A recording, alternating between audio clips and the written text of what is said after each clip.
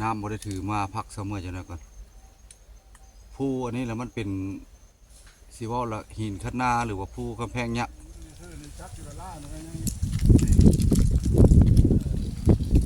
อ๋อเนาะน้ำแห้งมันเนาะว่าน้ำแห้งมันว่าตะเก้าทางลุ่มพวก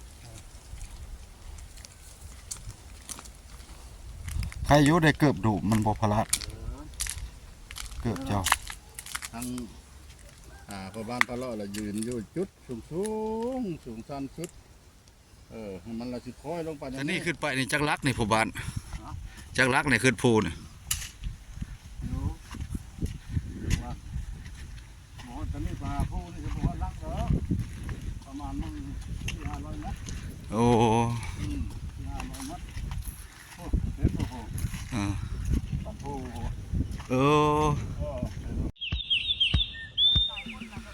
มื้อนี้ก็สิเปลี่ยนภาพบรรยากาศพี่น้องเนาะเพราะว่ามื้อนี้สิพาเดี๋ยวขึ้นกำแพงยักษ์หรือว่าหินคะนาขึ้นไปเบิ่งน้ำอยู่ในเทิงกันแห้งแล้วบ่หรือในใดเนาะเพิ่นว่ามีสัตว์หลายว่าซั่นอยู่เทิงค่ะมามื้อนี้ก็เลยเปิดคลิปอยู่เตาถ่านนี้บ้านแม่ใหญ่นี่นี่เพิ่นอยู่นี่นะพี่น้องแม่ใหญ่นี่เพิ่นเผาถ่านนี่ไม้เพิ่นเผาถ่านบ่แม่ใหญ่ฮะเผาถ่านบ่สิได้เอาไม้ยังเผาไม่อันบ่อุดไม่อุด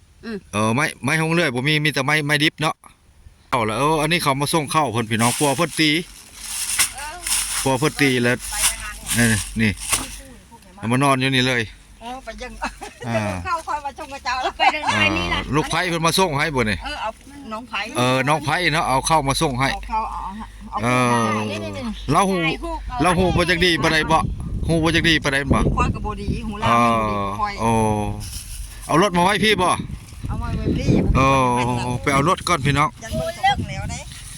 พุ่นไปเอารถมาไว้พี่ก่อนสิขึ้นภูคะนากำแพงยักษ์มื้อนี้เบิ่งพุ่นเขาเจ้าเผาถ่านพี่น้องอันนี้วิธีพื้นบ้านเผาถ่านเนาะแต่ว่าบ่แม่นไม้หงเลื่อยตัดเอาไม้ในตีนผู้ตีนผ้านี่แหละเผาถ่านพอได้ซื้อข้าวซื้อน้ำกินพี่น้องเด้ขี้เลื่อยนี่เขาเจ้าซื้อได้นี่พี่น้องเขาเจ้าจึงให้นี่เนาะนี่เป็นเป่าขี้เลื่อยนี่เขาซื้อดังก็ได้นี่เขาเจ้าหับซื้อได้นี่โอ้พี่น้องเนาะตัวนี้ขึ้นกับบ้านเวียงเวไลแข่งขมวนเนาะพี่น้องไก่เติบจากเมืองมากับประมาณ2 ลักเนาะแต่นี่ขึ้นไปนี่จักลักในผู้บ้านจักลักในขึ้นภูนี่ตอนนี้ปลาผู้นี่จะบอกรักเหรอประมาณมัน400-500 เมตรโอ้400-500 เมตรโอ้เด็ดโอ้โหปลาผู้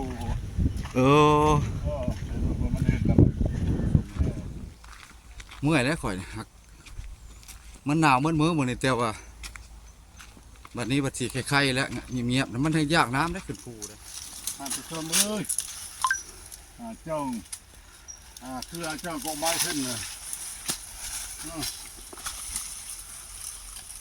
มันจะขึ้นได้ง่ายๆไปเลยได้ขึ้นภูก็ได้พอสิขึ้นได้บ่บ่เนี่ยหันพาดนี่ก็ไหลลงไปตกนะหันพาดก็ได้นี่สอง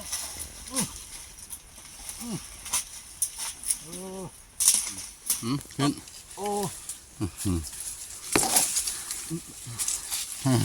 คือว่ามาแต่เก้าคือว่าบ่ได้ขึ้นก็ขึ้นนี่แหละโดนละเจ้าบ่ได้มามันเจ้าบ่จื้อเลย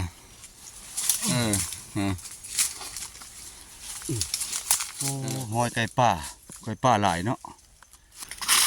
ยามแรงแล้วมันอยากหลงพอดีฮอดตีนมันพักเศร้าเมื่อยจังหน่อยก่อนมันสูงพูดไปฮอดพุ่นละหญ้าพุ่นไปไวแท้ปุ๊บท่านผู้ชมระวังบุรีนี่พลาดได้พลาดตกนี่ถือว่าแล้วเด้พี่น้องเรื่องแดด ขึ้นมาปูเห็นบ่ปูอ้าวตัวนี้ลืบที่สองข้ามพังนักมีคอยไปทางนี้ก็พูดแล้วเห็นหมดเลยทีมคุณเสียงไก่ป่า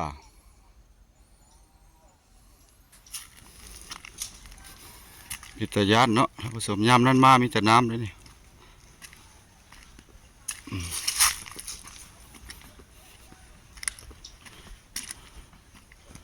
คุณอ๋อเต้อยาวขนาดเลย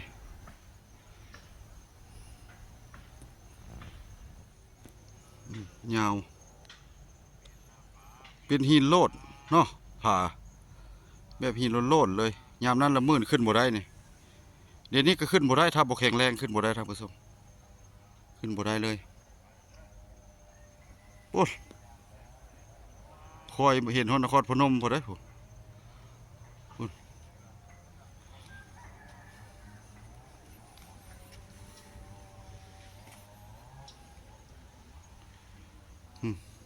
ทางนี้ก็ยังอีกสั้นหนึ่งเด้ไปนี่ก็ได้โอ้สั้นขนาด ยังไทยความมาผู้เดียวเนาะ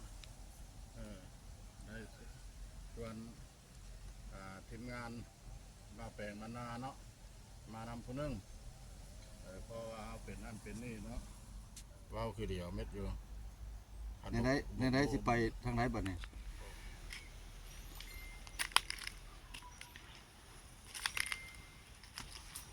ไป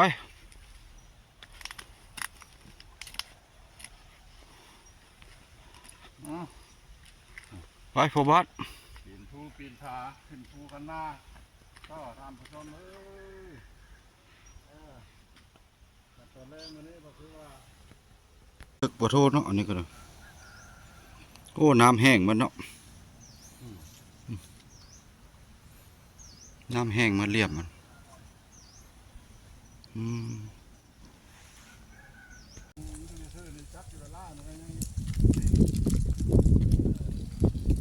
โอ้เนาะ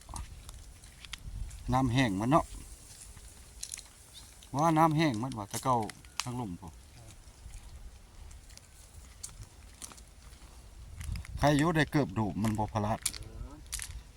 เกือบเจ้า ทั้งพอบ้านตลอดเรายืนอยู่จุดสูงสั้นสุดมันเราสิค่อยลงไปตรงนี้ถ้ามันมีตัวใดนั่นนะ ชั่วโมงบางหินนั่นเพิ่นหย่องไว้เนาะคนคือคนเอามาหย่องไว้นี่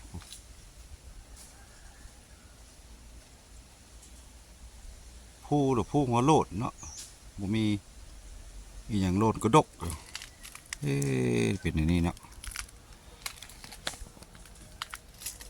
ผู้หัวโลด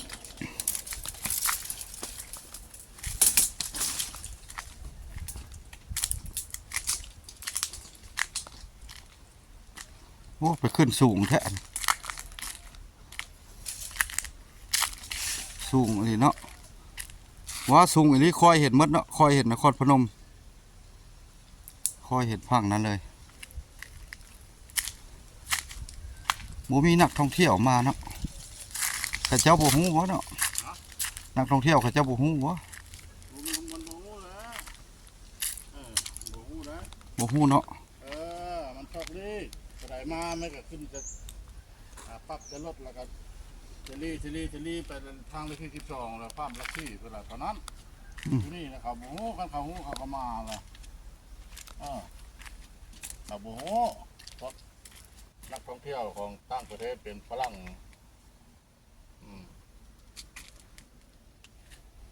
มันรถหินเป็ดชั้นอยู่คือคนเอามาไว้นี่มื้อนี้นี่มันความมาคัก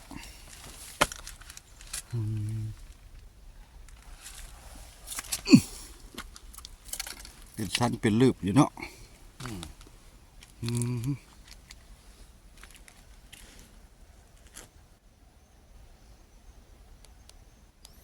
มันบ่ออกในประวัติศาสตร์เนาะผู้คันอันบ่อนนั้นกระแพงยักษ์อัน บ่เอาประวัติศาสตร์นะเขาจะบ่มาเนี่ยเนาะ อืม อืมมันลงทางนี้เลยบ่เนี่ย อืม ลงทางใต้นี่ลงสุดนี่เนาะ อันนี้ก่อนนะ อืมลงสุดนี่เลย ต้นไม้นี่ก็บ่ตายเนาะมันบ่มีน้ำกินมันสูงปานนี้เนาะน้ำข้นก็ยังบ่มี มันธรรมชาติเนาะเกิดมาสร้างมาต้นไม้ต้นตอกในหน้าที่ก็สิตายบ่ตายเนาะเอ๊ะบ่ตกเนาะเป็นก้อนเป็นหยองไว้บ่ตกเนาะบ่ตกหลุมพุ่นอืมโอ้นั่งสูงแท้หญ้าเพิ่นพอลงมาแล้วค่ำได้ค่ำ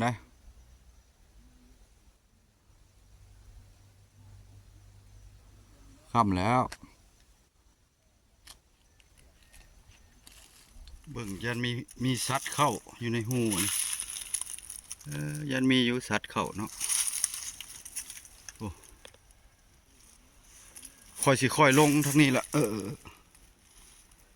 ลงไปนี่คือสิง่ายอยู่นี่ค่อยปีดลงนี่แหละ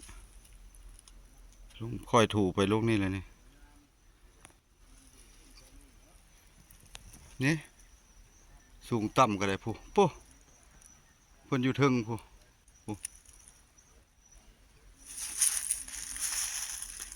นี่ทางลงมาก็หลายชั้นอยู่นี่เป็นชั้นเป็นลืบขึ้นลงนี่แหละนี่บ่ได้ตัดต่อเด้อบ่ได้ตัดต่อแล้วค่อยสิค่อยลงทางนี้แหละการลงก็ได้ระวังอย่าให้เหยียบหญ้านี่เหยียบหญ้านี่มันสิพลาดนะเราต้องเหยียบบนมีหินนี่มันจึงเหนียว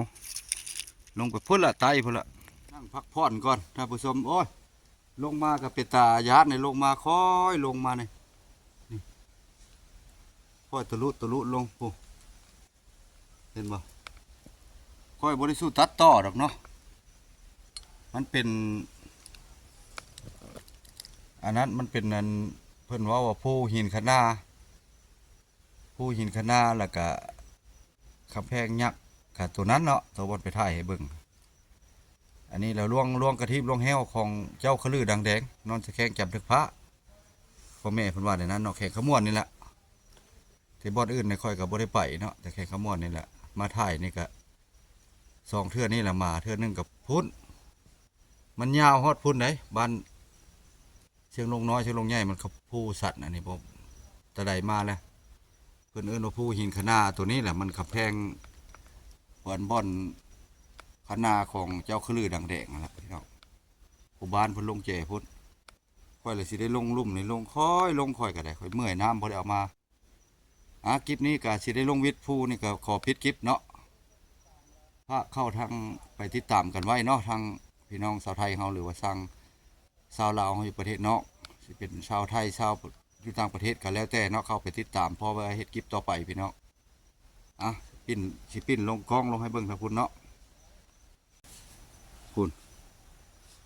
หินโคโลอยู่พอแต่นี่ไก่รถมากับ2 ลักผู้ใดนี่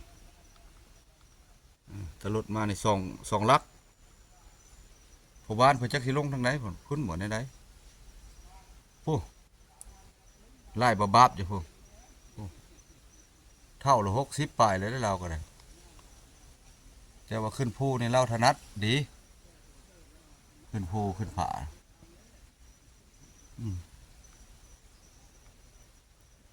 เห็นบ่มีแห้งเนี่ยบ่ขึ้นก็ได้เนาะท่านผู้ชมมันเมื่อยหลายขึ้นไปนี่ปีนคือแต่ละพักเลยในค่อยขยับขึ้นทีเล็กเท่าน้อยเนาะนี่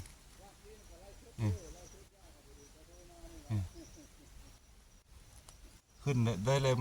ระวังถ้าว่าพระแล้วมันตกแล้วมันแล้วบ่มีใครเห็นมันไก่ได้เสียงเพิ่นผู้ลงอยู่เพิ่นน่ะพอคลิปนี้ก็ได้มาถ่ายให้พี่ให้น้องเบิ่งเนาะวิดีโอนี้ก็สิได้ขอโจ้ไว้เพียงส่ำนี้เด้อท่านผู้ชมเฮาเนาะผิดพลาดประการใดขออภัยหมดทุกคนไปก่อนพี่น้อง